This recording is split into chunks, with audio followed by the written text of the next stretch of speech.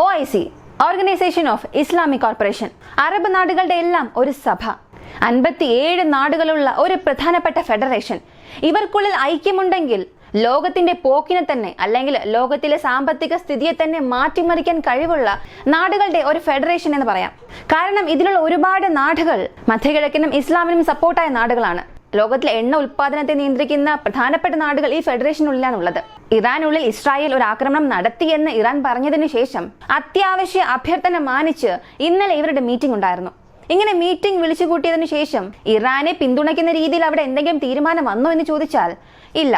Iran വിചാരിച്ച ഒരു കാര്യം ഈ 57 നാടുകളെ കൊണ്ടും ഒരുപോലെ സമ്മതം അറിയിക്കാൻ സാധിച്ചില്ല. കൂടാതെ ഹിസ്ബുള്ള പറയുന്നത് ഇറാൻ പ്രതികാരം വീട്ടുന്നുവോ ഇല്ലയോ, ഇറാന് മുൻപ് തന്നെ ആവശ്യം വന്നാൽ ഞങ്ങൾ ഒരു പ്രതികാരാക്രമണം സർപ്രൈസിംഗ് അറ്റാക്കായി ഇസ്രായേലിൽ ചെയ്യുമെന്ന്. ഇറാന്റെ അനുവാദത്തിന് വേണ്ടി ഞങ്ങൾ കാത്തിരിക്കേണ്ട ആവശ്യമില്ല എന്ന് ഹിസ്ബുള്ളയും പറഞ്ഞു. അതായത് ആദ്യം ആരാക്രമിക്കാൻ പോകുന്നു എന്നുള്ളതിന്റെ ഒരു സൂചന അവർ നൽകി എന്ന് പറയാം. ഇവയെല്ലാം ഈ വീഡിയോയിലൂടെ വ്യക്തമായി കാണാം.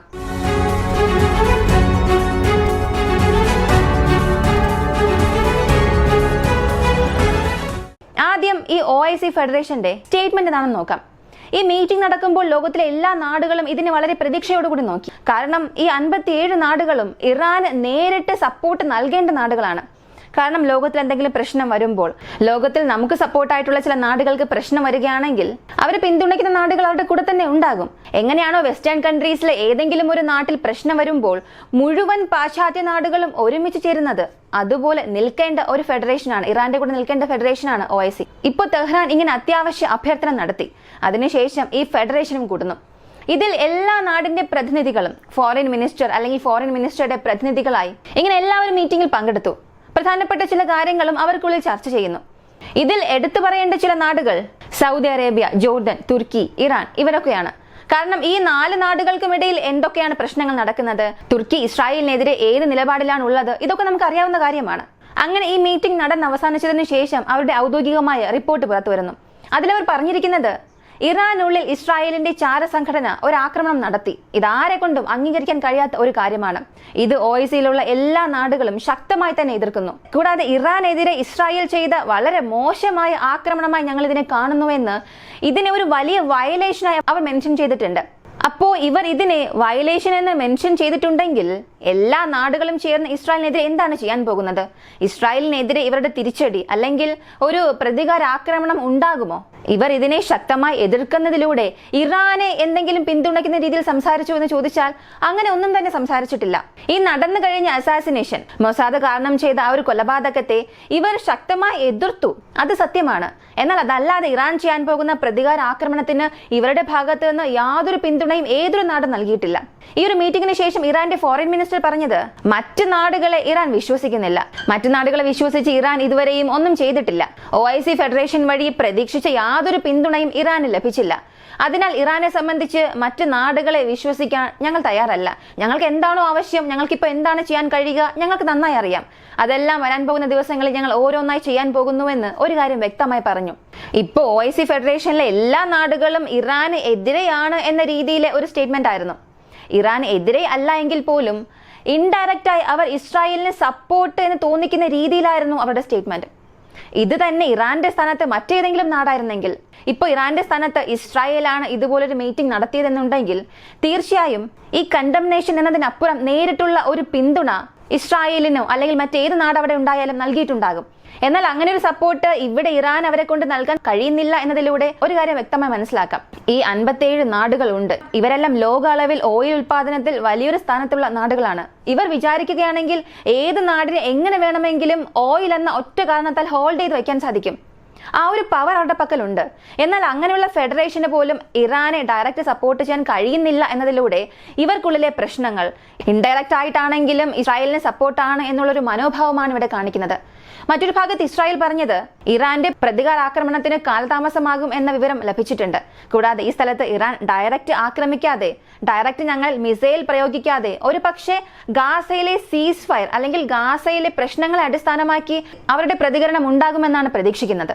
ഇതിപ്പോ ഇവർ പറയാൻ കാരണം ഹിസ്ബുള്ളയുടെ ഒരു സ്റ്റേറ്റ്മെന്റ് ആണ്. ഹിസ്ബുള്ളയുടെ ലീഡർ നസ്രുള്ള ഒരു കാര്യം പറഞ്ഞു.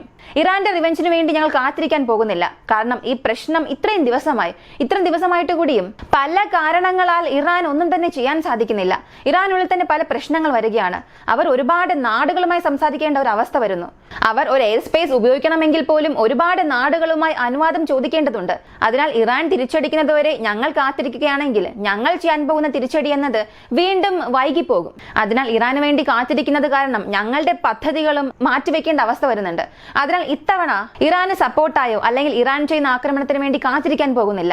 എത്രയും പെട്ടെന്ന് ഇറാന്റെ തിരിച്ചടിക്ക് മുൻപ് ഹിസ്ബുള്ളയുടെ തിരിച്ചടി ഉണ്ടാകും. ഞങ്ങളുടെ തിരിച്ചടി എന്നത് IDF ഹെഡ്ക്വാർട്ടേഴ്സ്, മൊസാദ് ഹെഡ്ക്വാർട്ടേഴ്സ് ഇതിനെ ലക്ഷ്യമാക്കിയായിരിക്കും. തലസ്ഥാനത്ത് വെച്ച് ആക്രമിക്കുന്ന രീതിയിലായിരിക്കും. അവയെ ലക്ഷ്യം വെച്ചായിരിക്കും ഞങ്ങളുടെ ആക്രമണമെന്ന് നസ്രുള്ള ഒരു കാര്യം പറഞ്ഞു എന്നതിനപ്പുറം അറിയാതെ വായിൽ നിന്നും വന്ന വാക്കുകൾ എന്ന് പറയാം.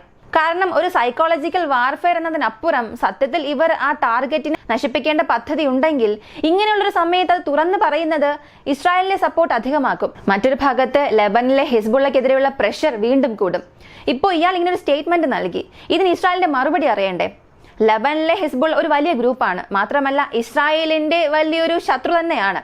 എന്നാൽ അവരുടെ റോക്കറ്റ്സിന് അത്രത്തോളം കൃത്യമായി ആക്രമിക്കാനുള്ള കഴിവൊന്നുമില്ല.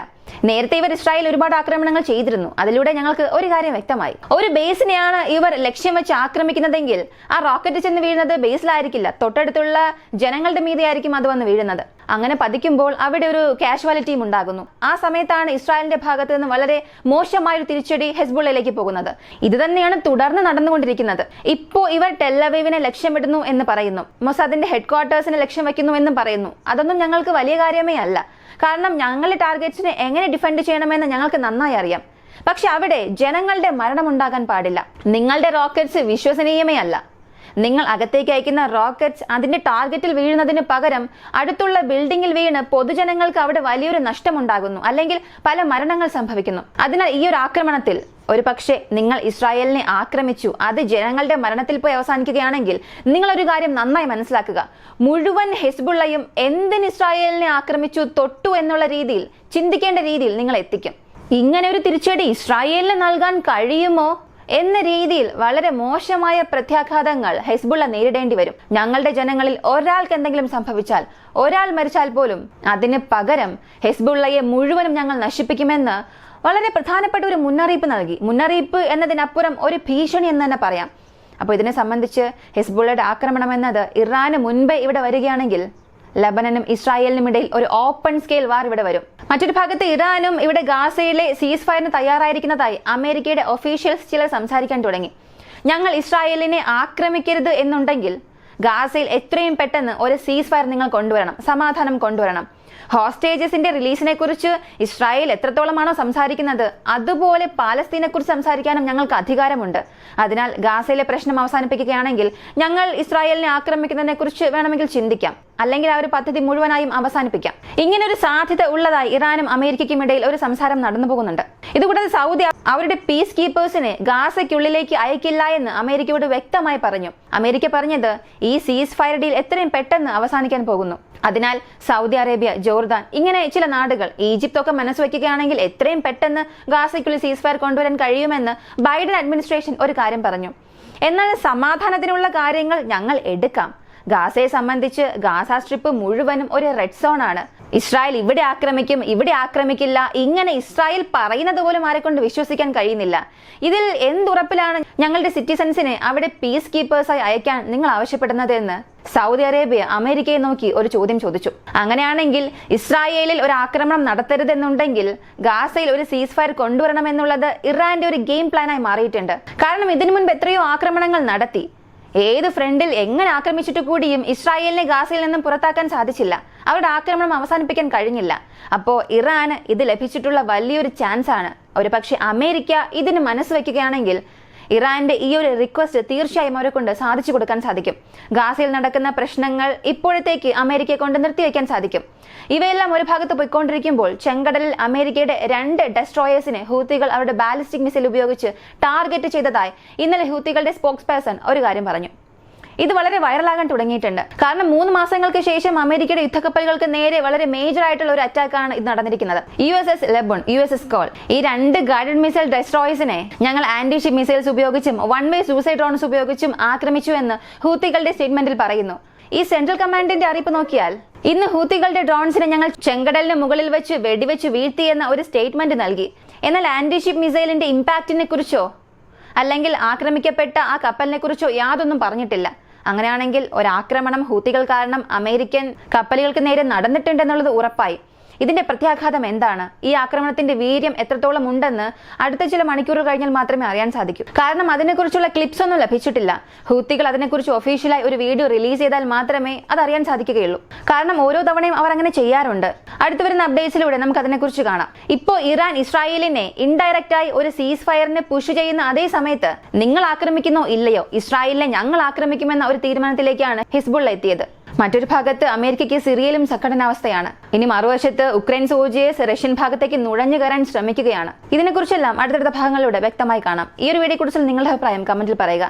വീഡിയോ ഇഷ്ടമായ ലൈക്ക് ചെയ്യുക, ഷെയർ ചെയ്യുക. നമ്മുടെ ചാനൽ ആദ്യമായി കാണുന്നവരാണെങ്കിൽ മറക്കാതെ സബ്സ്ക്രൈബ് ചെയ്ത് സപ്പോർട്ട് ചെയ്യുക. മറ്റൊരു വീഡിയോയുമായി വീണ്ടും കാണാം.